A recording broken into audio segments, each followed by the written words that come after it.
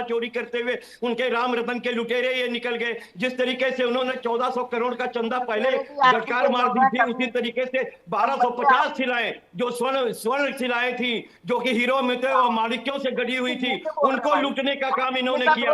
SIT के अंदर चोरों को बैठा दिया।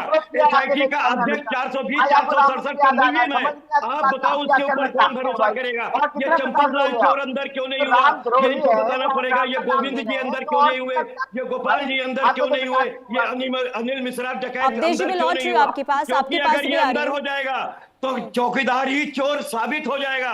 चौकीदार ने न्यास का गठन किया था और अटल जी ने कहा है संसद के अंदर में। देखिए, दो चीजें यहाँ पर है, कानून व्यवस्था का बार बार आप हवाला दे रहे हैं, विपक्ष लगातार ये कह रहा है, विपक्ष लगातार ये कह रहा है। मैं आ रही हूँ कपिल जी, मैं आ रही हूँ। अवधेश जी, देखिए विपक्ष ये कह रहा है कि वादे जो अब तक हुए इन 9 सालों में वो पूरे हुए नहीं। कानून व्यवस्था को लेकर जो यहाँ पर माहौल बनाने की कोशिश की जा रही है उसमें भी सच्चाई नहीं है। दूसरी तरफ पारिवारिक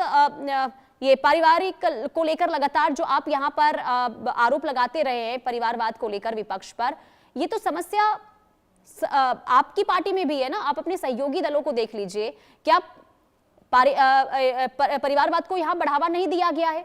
पहली बात तो ये, क्या समस्या से विपक्षी दलों में ही है? क्योंकि इन दो चीजों का जवाब दीजिएगा। एक तो ये कानून व्यवस्था को लेकर, दूसरा ये परिवारवाद को लेकर जो आप आरोप लगाते रहे, ये समस्या तो बीजेपी के सहयोगी दलों में भी है ना।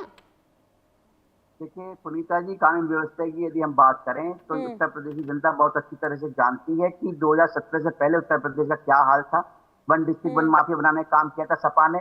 जिस उत्तर प्रदेश में वन डिस्ट्रिक्ट वन माफिया होते थे, देखिए आपने प्रश्न कुछ और किया, ये उत्तर कुछ और दे रहे हैं। वन डिस्ट्रिक्ट इनसे पूछिए कि काशी का माफिया कौन है, इनसे पूछिए कि जौनपुर का माफिया कौन है, इनसे पूछिए प्रतापगढ़ का माफिया कौन है, इनसे पूछिए गोंडा का माफिया कौन है, इनसे पूछिए कि गाजियाबाद का माफिया कौन है। तो ये बताने के लिए तैयारी नहीं होंगे। इनसे पूछिए गोरखपुर का माफिया कौन है, इनसे पूछिए गोरखपुर का माफिया कौन है, इनसे पूछिए बस्ती का माफिया कौन है, इनसे पूछिए देवरिया का माफिया कौन है। तो ये अपने माफिया बताने की बात ही नहीं करेंगे। एडीआर की रिपोर्ट है कि सारे माफिया आपके पास हैं।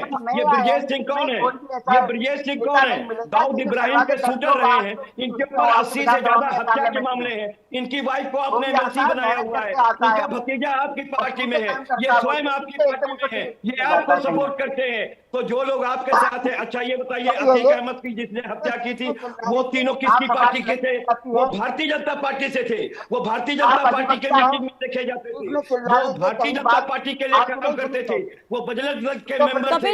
उनके हाथ में विदेश की रिवॉल्वर देने का काम योगी आदित्यनाथ की सरकार ने किया था। कपिल जी,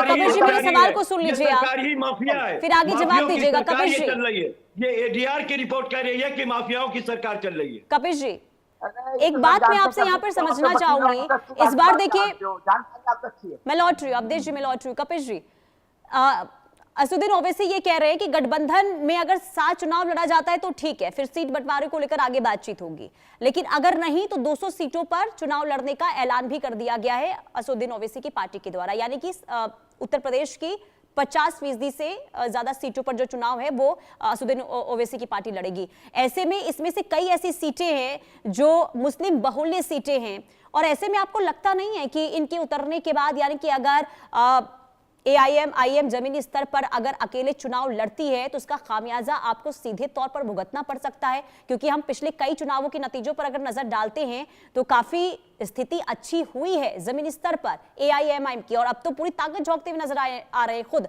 असदुद्दीन ओवैसी। देखिए पुनीता, हकीकत इस बात की है कि अगर ओवैसी साहब सिर्फ मुस्लिम होने की वजह से या AIM एक नाम रख लेने की वजह से अल्पसंख्यक के वोटों को भागीदारी प्राप्त कर लेंगे तो वो नहीं।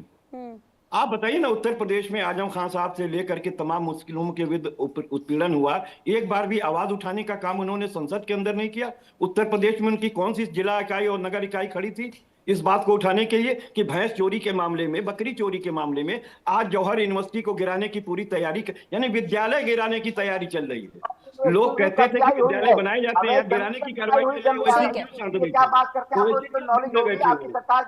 चलिए ठीक है, बहुत बहुत बहुत बहुत शुक्रिया आप दोनों का, बहुत शुक्रिया। समय फिलहाल इतने की इजाजत देता है और वक्त इस बुलेटिन में एक छोटे से ब्रेक का। देखते रहिए इंडिया न्यूज।